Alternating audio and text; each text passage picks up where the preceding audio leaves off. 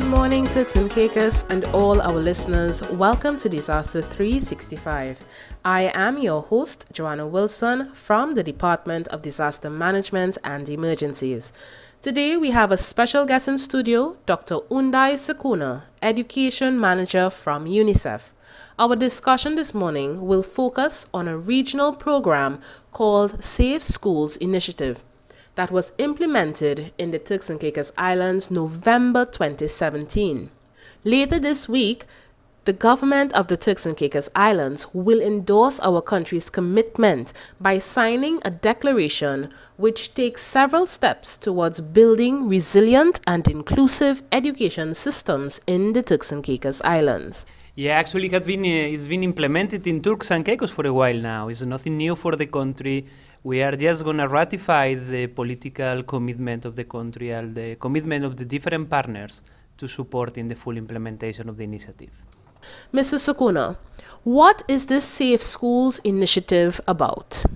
So this initiative is nothing new for us. It's just how to put together in a common initiative what we need to protect our schools, to protect our communities, how we ensure the education responds to our needs and welcome our communities and our families when they need it, how we ensure our schools are safe enough in our country, in our multi-island reality, and how we ensure high quality and inclusive education for all our children.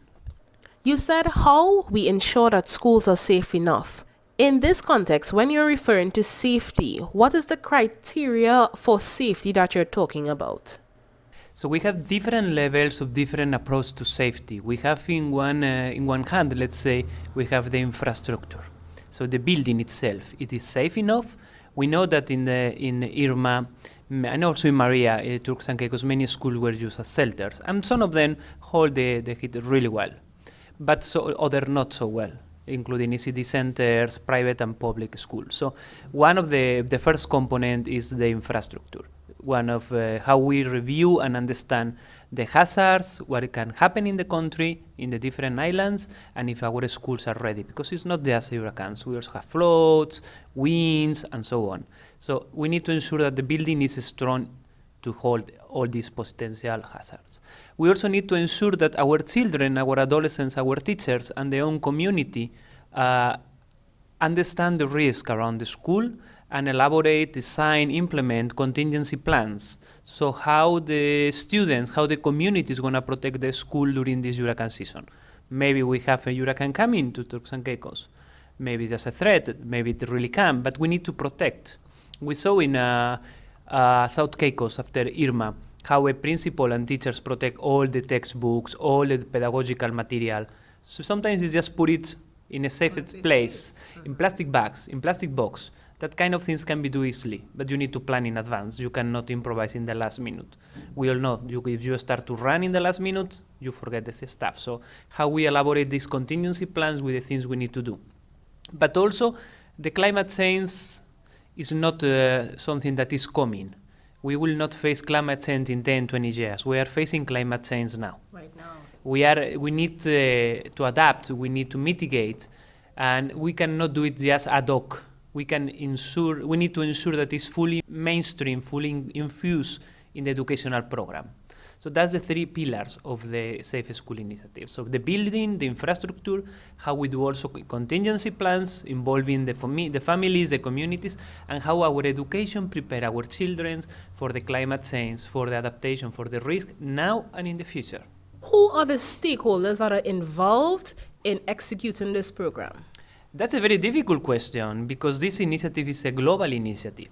So there are a global partnership with UNESCO, UNICEF, Save the Children, Plan International, many other international partners working around this same initiative all around the world. Here in the Caribbean, we are working under the leadership of CIDIMA, regionally, the Organization on Eastern Caribbean States that are also involved, UNESCO, UNICEF, and other NGOs. And at country level, the Ministry of Education, the Department, Disaster Management, DDME, and many other partners at national level making the difference. But for us, what is key is how we ensure the leadership of the school principal and the teachers, and how we engage communities, families, and their own students.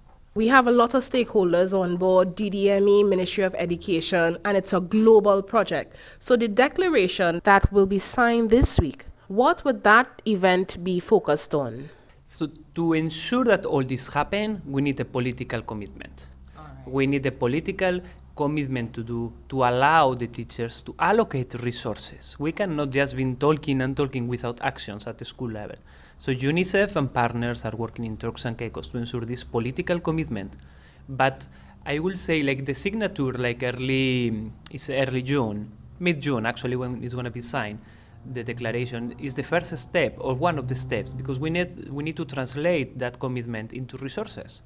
We need to buy staff for our schools. We need to improve our schools. We need to invest on our teachers' training. We need to strengthen their capacity and so on and so on. So that's a political sign-on that Turks and Caicos, we are fully committed to provide the resources and the capacity needed to fulfill this mission. And actually it's a formal signature, but Turks and Caicos is fully involved in this initiative. After the signing, what is the next step? What can we expect? So we should be able to translate this political commitment into a specific action plan. UNICEF has been working in the region to develop some kind of guidelines, some kind of outline of how education in emergency strategy should be. So we, for example, last October in 2018, with CIDIMA and many other partners, we developed an education in emergency training. And we, between all the Caribbean countries, we developed an outline of what needs to be included in this kind of a strategy.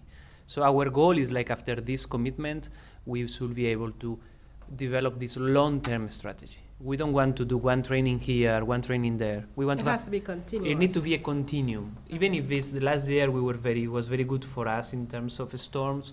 We hope this year is also very good, but we cannot lose the momentum. We should be always like refreshing and working with our school authorities. Okay. Who's going to be the beneficiaries of this program? Obviously, children and adolescents in Turks and Caicos. Everything is for them, to ensure that they are safe and they learn. But also for the communities, because the schools belong to the communities. We understand that many times the schools are used as shelters.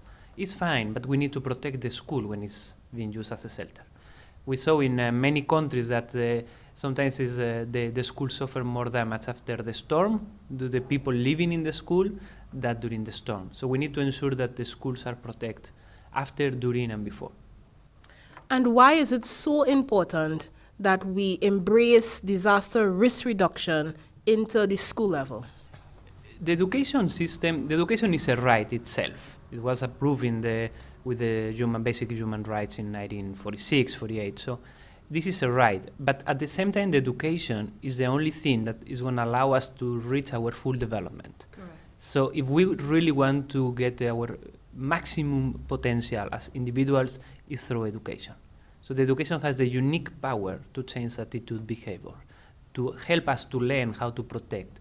The hurricanes of any other disaster have a huge impact in our lives. Physically, economically, emotional. So the education can help us to reduce that impact, to don't be like a disaster, just have an impact, cope with the situation, and improve to keep growing and ensure we grow. So this is why it's so important to work in the education system. Dr. Sacona, is there any final words you would like to share before we close this episode? Great. Thank you very much. We are very happy as UNICEF with this step of Turks and Caicos, a permanent commitment. I will be there for the process, but most important is like how Turks and Caicos prioritize the children and adolescents in this kind of situation, and how we can keep protecting them and helping them to reach their maximum potential. There you have it, folks. Let's learn to partner together as we work for the Safer Schools initiative. Stay tuned and listen to DDME. Join us next week, Wednesday at 9:15 a.m. for Disaster 365. Thank you.